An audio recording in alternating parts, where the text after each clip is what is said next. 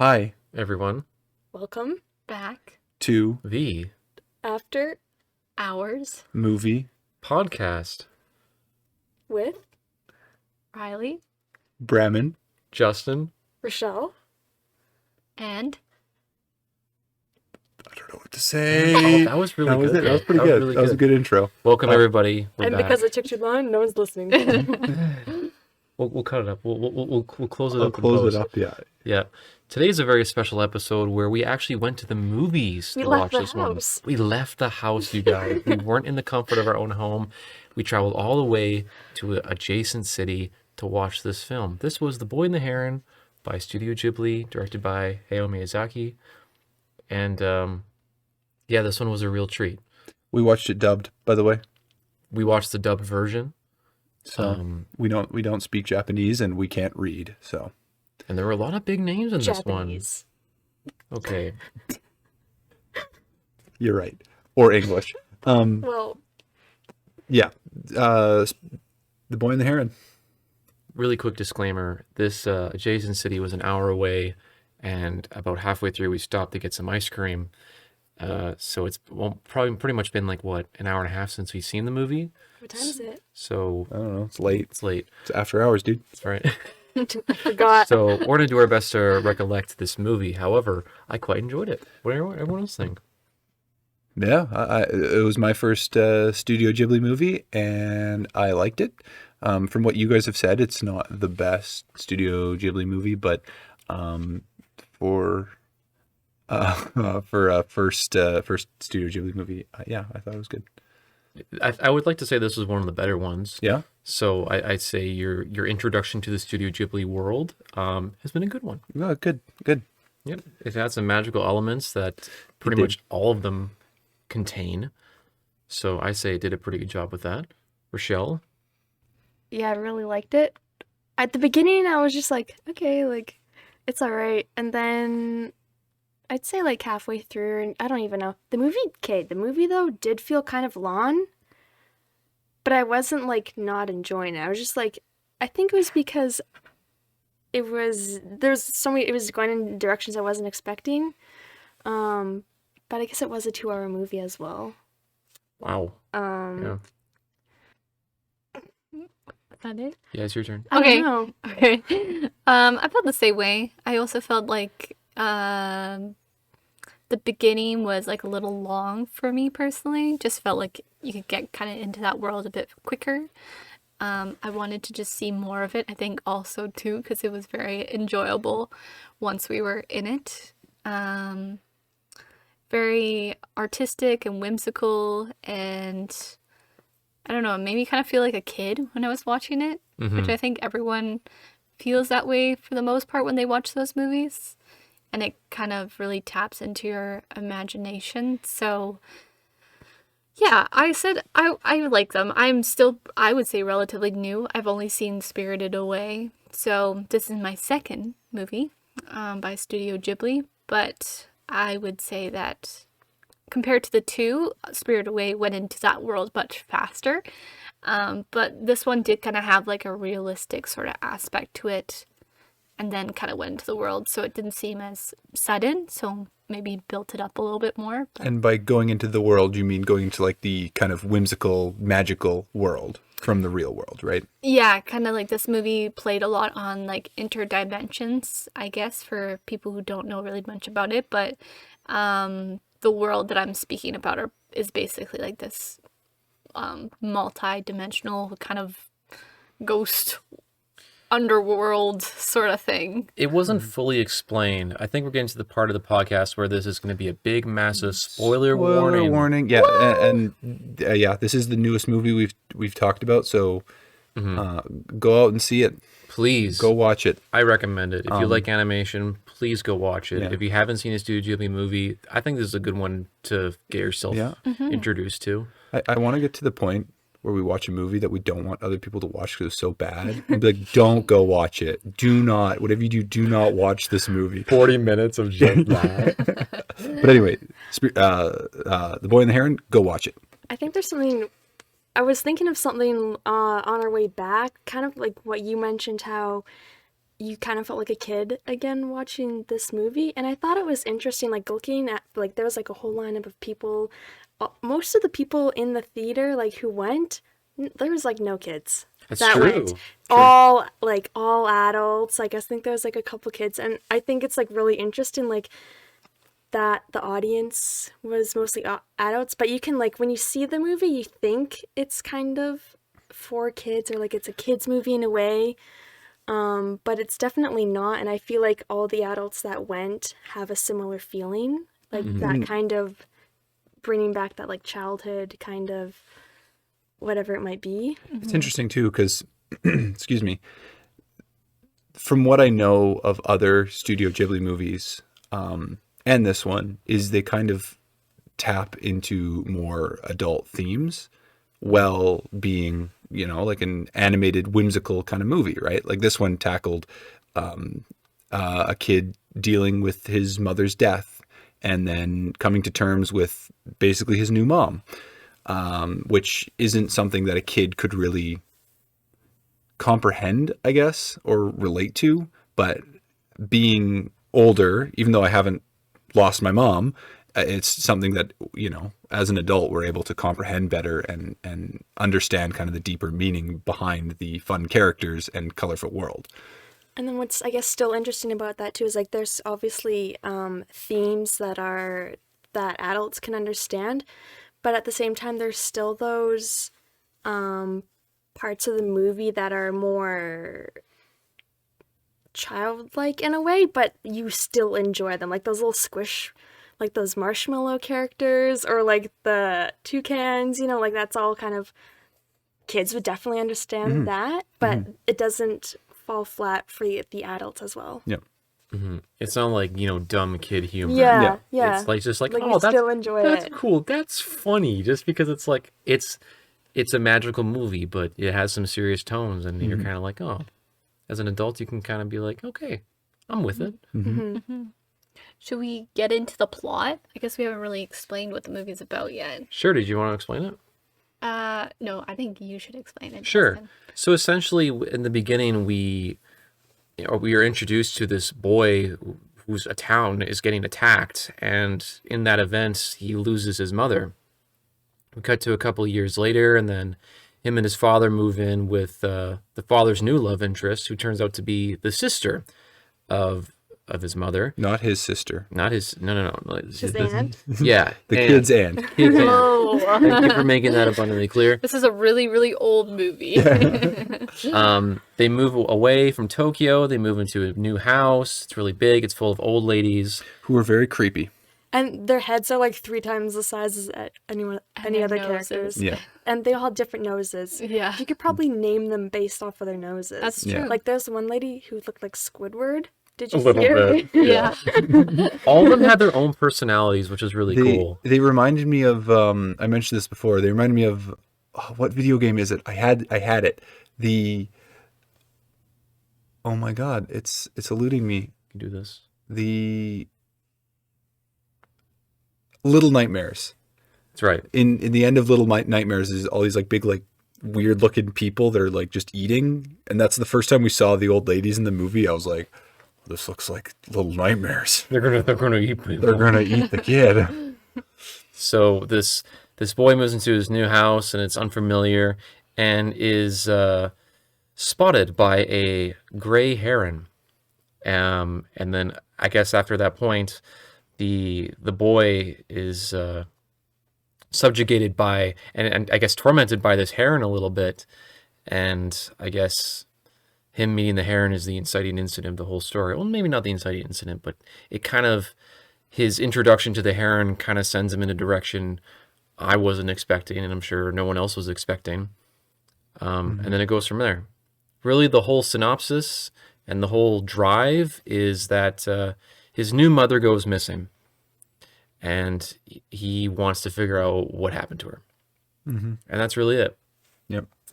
The pacing was a little weird.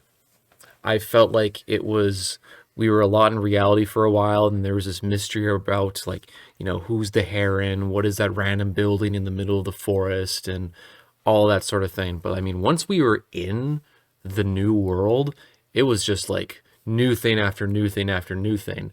And I mean, at first it was a little intimidating, but then there was a part of my brain that was like, this is just too cool. Forget about, you know, all the overwhelming things. Forget about, why does this, that doesn't make sense.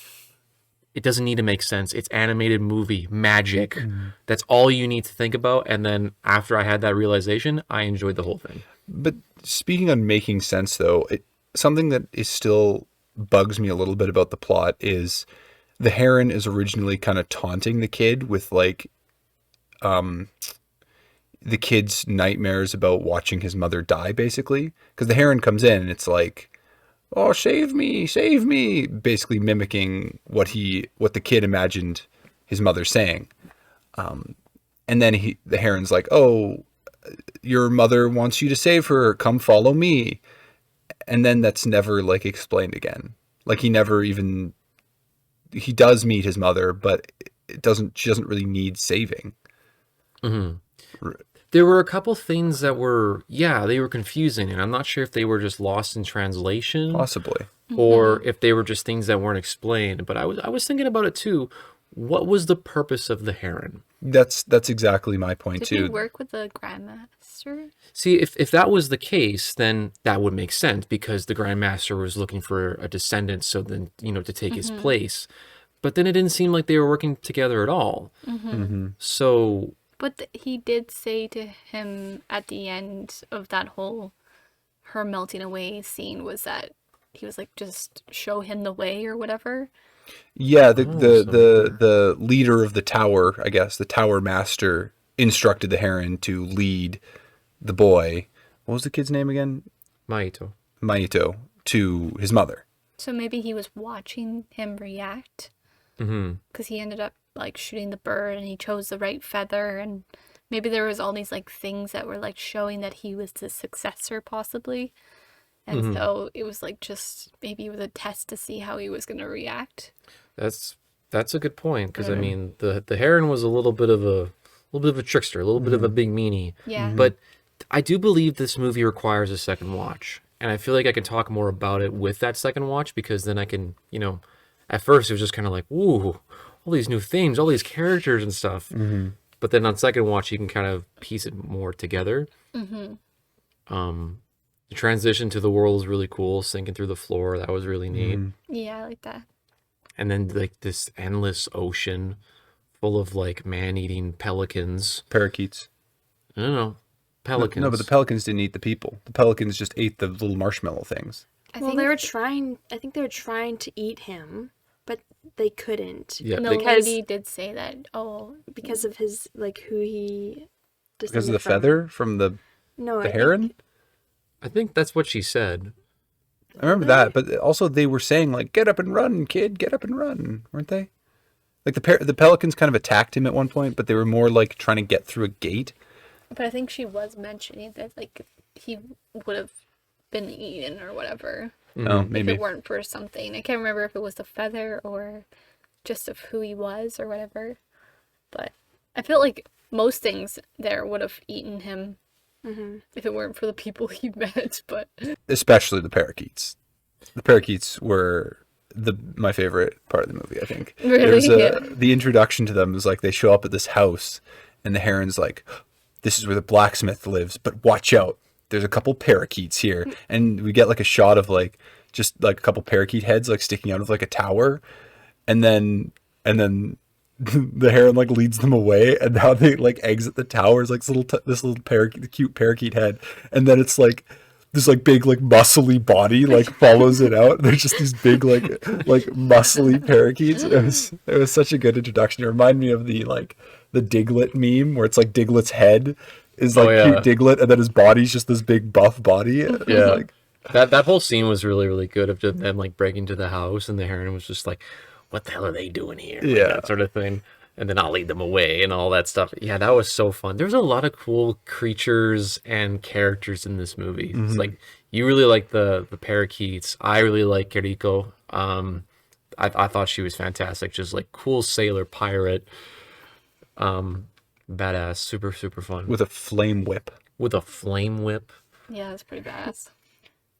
Rochelle, I did you have a like the favorite character? marshmallow guys. What were they? The called? what's? A Wada Wada? Wada Wada, Wada. yeah.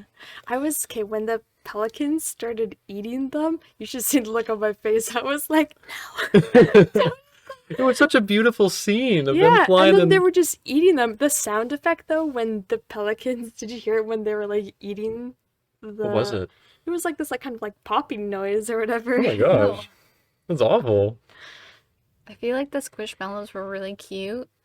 But I like the like grandma that joined him along the way. Yeah. I thought she yeah. was gonna Both get pretty cut cool. out pretty quickly because she's gonna be like, "Nah, I don't want to go." But then she ended up joining anyways, and was just like his tag along. And then it was just like all she wanted was a pack of smokes. Yeah. Like, and she went through so much. Like she deserves like 3 packs of smokes after going what she went through there. Well, But she was just a little statue. I She know. got turned into a little statue. Yeah, but was she was younger. Yes. She So was the pirate one. that wasn't the same version of her. But it was like That was her, but from the yeah, past. yeah, that's Yeah. what I thought. Yeah, I knew because that- she went back through the different door. I Yeah. figured it out right away. Like the moment I saw her like on the ship, I'm like, oh, it's her. Was it Really? the It was the shirt. robe? Yeah. I was like, oh, it's the same one. No, that's her. I Because think like where that's else? her. Because she was gone.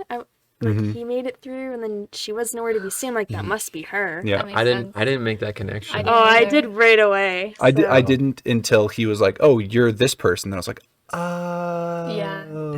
Oh yeah. Yeah. Mhm. It was Yeah. the shirt for me. Yeah. Hime was great too. I wish we saw more of her. The cool fire girl. Mhm. I thought she was fun. She was cool. Fire mages are always cool. Did any of you guys think that the like new mom was gonna be bad, or is that just me falling for like tropes? No. No. No. You always just thought she was just a wholesome like lady, and she was not gonna be bad whatsoever. I never got that like impression No. from her. I just like, had a she moment never- being like, maybe she's corrupt. I don't know. What would the lesson be at the end? I don't know. I was Well, it just, was moving on. I think yeah, Sure. at the end of the movie, it was like, an acceptance, I guess. yeah, The new mother. yeah. But also, that was him getting over the loss of his mom. Yeah. Moving on. Right. Mm-hmm. Yeah. Yeah. I think everyone's performance was fantastic.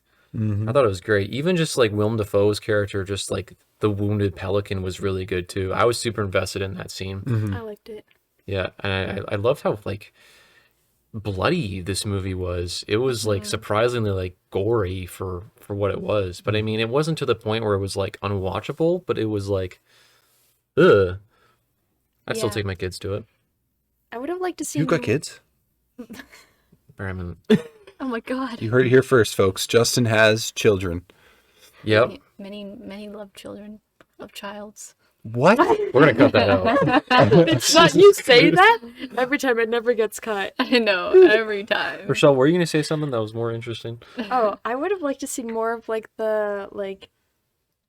more of the dead people on the boats, the buyers or whatever, because Yeah. I thought they looked really cool. They did look really cool. Their design was really neat. They're like goop, but then I like, thought they were gonna be a bit more scarier. yeah.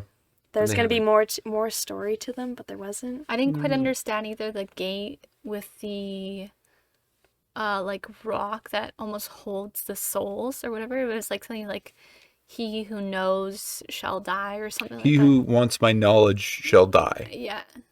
Yeah. Mhm. Yeah, I don't know. I It don't know. set I up a lot. was curious. It was just felt like there was like bits that I was like, what does that really mean? Or But maybe that's the point. Maybe the point's to be like, huh, cool world. Well, yeah, this was like a completely different world. But yeah, I would like to know more. I want to know more about it. yeah, I want to know if there was any significance with like certain spots as well. And I felt like there was also like reference to our world, like the world we like just like current events and stuff. Like the pelican, like William Dafoe pelican was talking about how there was not enough fish, so they had to eat the wada wadas. And there was like something about like they tried to fly as far as they could, and there was the only place they could go was there or something like that. That was the only piece of land. Yeah. So And then even the was it his great uncle at the end was like, are you sure you want to choose like a chaotic world and stuff instead of trying to keep things in balance and all this stuff? And I was like, I feel like there's a lot of underlying themes here, but Oh yeah. it's weird because it's like there's so much going on and you're just like, this is a big crazy world that he's made, and then you're trying to figure out these themes throughout it, and you're just like, but there's squishmallows and talking pelicans, so you're trying to understand what it all really means. See, some movies to me are like, they paint a world that you could, like, you could make a map of it, you know, and be like, this landmark is over there, this landmark is over there. But this movie, it felt more like abstract, where it didn't really, the world didn't make sense, right? It was like an infinite ocean, but then all of a sudden, we're at the tower with a garden, or we're at the blacksmith's house, you know, like it didn't, you couldn't connect each part, because every time he moved somewhere new, it was through some like magical transition of some kind. Yeah. Right? Well, when Maito went through the gateway and then he was with the Grand Master or whatever, and they were walking, it was like nighttime through a starry sky, and then they were going through a garden, but then all of a sudden it was nighttime again. They were walking through a field, and like it was like every shot they were in somewhere different. So it's almost as if they were going through like different sort of either dimensions or parts of the world to get where they need to go. Yeah, there's so many questions, but yeah, a lot of underlying themes for sure. And yeah, some of it was a little bit confusing to follow. But I mean, the visuals were stunning. Like the background arts and everything was just like fantastic. And even like the animation. When I was really, really engrossed was when the Heron had like, you know, the fake mother, and then suddenly she like started like, you know, to turn to a liquid or whatever. Oh my gosh, Yeah. that animation was so smooth. It was really, really cool. Yeah, it looked really cool. Yeah. And the spark effects and the fire and all of that. The Yeah, intro. Every time his dream sequences with the fire were really cool. Yeah. Really warbly and warped. Yeah. It was really good at really, really clean animation. Super, super engaging. Honestly, like, I'm trying to think of a character I disliked. All of them are great. They were all great. Maito's father, you know, the guy that Has Christian Bale. yeah. It was one of my favorite scenes in the whole movie, was just him. So, Yeah. yeah, when he thought his kid had turned into a parakeet. Yeah. Covered in poop. And how he was like, I'll drop everything to find the kid that beat you up and I'll give you vengeance. Yeah. And then he was ready to just cut up a bunch of birds. I think when With his his katana. Really whipped up his sword. Yeah. when his new girlfriend goes missing and his son go missing, and he's like, that's it. And then like the next shot is him like grabbing a katana. And it was like, whoa, He's dude, grabbing all these okay. things and stuffing them in his jacket. It was really cool. I didn't understand the concept of time there because he said there was only one more day left in that world. But I didn't know what that was relative to like the other world, because like she was gone for a year with what she had done, but I didn't know how long that actually was in the world they were in. Like that was like the one thing I was like curious about, like because then she was like the lady was also in the delivery room and she didn't seem very pregnant. Like I don't know if this is just like an Asian culture thing where it makes it look like, you know, maybe she's not like as pregnant as she is. But like it was very interesting because I was like, is she even ready to have a baby yet? Because she doesn't look that pregnant, but I don't know. Yeah, I don't know. I'm not too sure either. You reminded me of that sequence, which is really cool with like the, I guess the Paper biting tape tape? thing. Paper, yeah. Yeah, that was so cool. I love that. A really, really great set piece. There was one shot in there when they were kind of like reaching towards each other, but they're both being like pulled back by the paper. It looked like really clean. I like that a lot. Also- Still don't understand why she said she didn't like him, but Yeah, that part Yeah. was weird. we were wondering like also like I don't know if anyone out there sees like maybe the subtitled version. or if we do, but we were curious if there was like a translation thing too, because we wanted to watch the dub version because the cast is like absolutely stacked, and it just seemed like almost a little wrong not to. But I also was curious if the subbed version maybe had like some differences in translation, because there were moments where I was like, is this actually what they mean, or do they mean something else and it just translates weird to English? I don't know. Like, it just felt like there was something that was off with what they wanted to say, but I don't know. But the dubbed version, if you are going to see it, every performance is great. Yeah. Especially Robert Pattinson as the Heron. Which is still so wild to me because he sounds nothing like Robert Pattinson. I didn't even realize that was... I honestly thought that was more, he sounded more like William Dafoe. Like, I don't know if that's his time working with him in The Lighthouse that he's just adopted William Dafoe's voice, but also the fact that William Dafoe was the Pelican. I was like, there's similarities in these voices. Like, And he had two personalities. yeah. Like, Just Willem Dafoe, not William Dafoe.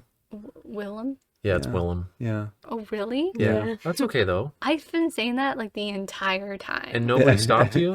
What's that with the Mandela effect? That's a Mandela effect right there. I've always thought, even when I saw it on the screen, I thought it was William. I Well, always just imagined Unless the I'm eye. crazy. No. So, no, it's I'm not crazy? It's Willem. I've never met anyone named Willem before. You just need someone to tell you that you're wrong. Like, I just don't want us to get. I just don't want us to get Or in a maybe lot of you trouble guys when all we have the post this. Mandela effect and you guys all... I just don't want people to, when we post this, be like, actually, it's I'm Willem sorry. Dafoe. So I'm just, Willem Dafoe. I'm sorry. I've been yeah, saying AV Media knows, and here at the After Hour podcast, we understand that it's Willem Dafoe, except for me. except for Riley. Until now. Anyway, Robert Pattinson did a great job. Yeah. He basically had two performances because it was like creepy, ominous Heron, and then just like dumpy little guy, which was pretty funny. And Yeah. like their transitions to like between the two was gross. Like it Just was small. weird. It was basically like a little man inside a heron, and every time they swapped back and forth, they had to either like vomit him out or just swallow him back. It was weird. it was weird. I like the Heron way more. Yeah. Yeah. Rather than Dumpy Stumpy. The fact that you call him Dumpy is so funny. Well, because he's really, He is really dumpy. short. He's like, he's a little bit on the thicker side. I don't know. He just looks dumpy. I don't know why. With big nose. His eyes are like... Yeah. Oh yeah. They're kind of like Sophie's eyes. It's like sticking out. He's just got that look to him. Bug eye. Yeah. I really liked our main character. That is I don't think we're giving him enough credit. I really liked his development. I thought his design was really cool. Of just like even like the shaved head with the scar on the side. That was really, really cool. Yeah, I liked him quite a lot. yeah. It was a fun movie. Yeah, and even King Dave Bautista. Dave Bautista Yeah, we needed more of him. as the King Parakeet. Yeah, Which he was just like, that was another great scene when he's introduced, because it's like just all of a sudden there's a king parakeet. Yeah. The parakeets have a whole society. Parakeets were great though. They were Parakeets muscular were and hilarious. their feathers were also fingers, and Yeah. they were also really dumpy. They were great. They also ate a lot of people apparently. They had Well, they like try to. they had a lot of bladed weapons and whatnot. It was pretty funny. Yeah. They were a great addition as well. But a very magical world. I definitely recommend watching this movie. I enjoyed it quite a bit, but I want to watch it again so I can understand it more. That's my only gripe with it, is that I wish I understood more. I hear that. I agree. So I want to watch it again. I'd like to give this movie a 7.5 parakeet festivals out of 10. I'd like to give it also 7.5. 7.5 Squishmallows out of 10. I'm trying to think of things. It's not even just the rating. You're like, what No. do I give Yeah. out of the rating? I'm gonna give it a 7.75 little grandma toys out of 10. Nice. It's a good one. Um, it's strange. My brain wants to go higher, but something within my heart tells me I should give it a 7. Ooh. I want to give it a higher rating, but I think I just want to watch it again. And then I believe on a second watch I can give it a higher rating.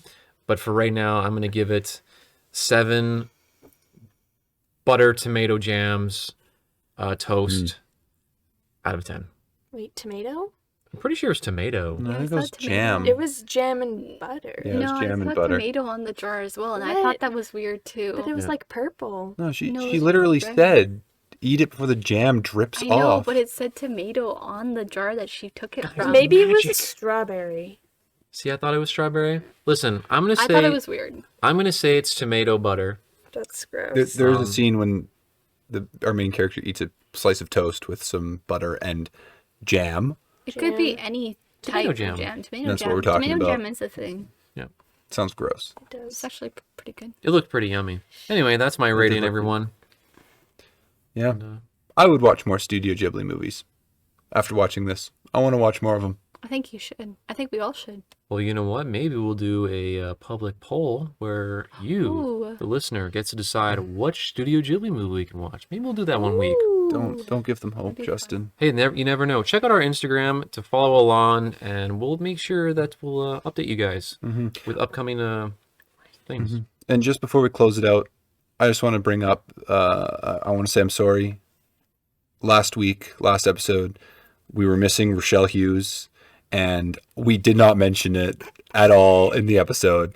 But yeah, Rochelle wasn't there, and she just wasn't feeling good that day. She's alive and well now. What? I thought she was there. She just didn't say a single word. What? I just like to apologize that we didn't even acknowledge that she wasn't there. Rochelle, weren't you there? Bad. Just sitting there, just like not It was- thinking at all. Just like, It was actually quite funny. We finished the episode, and I was right away just like, wait a minute. We didn't say Rochelle wasn't here. Rochelle's back, everybody. Yeah, yeah. I'm sure you now realize Guess it. who's But back? back Rochelle's again. back. Oh God, that was bad. That was so I think we should off. just end it on that note. All right, Rochelle, let the people know that you're back, and we'll end it off on that. I'm back. All right, have a good night, everybody. Thanks for joining us today. On the After Hours Movie Podcast.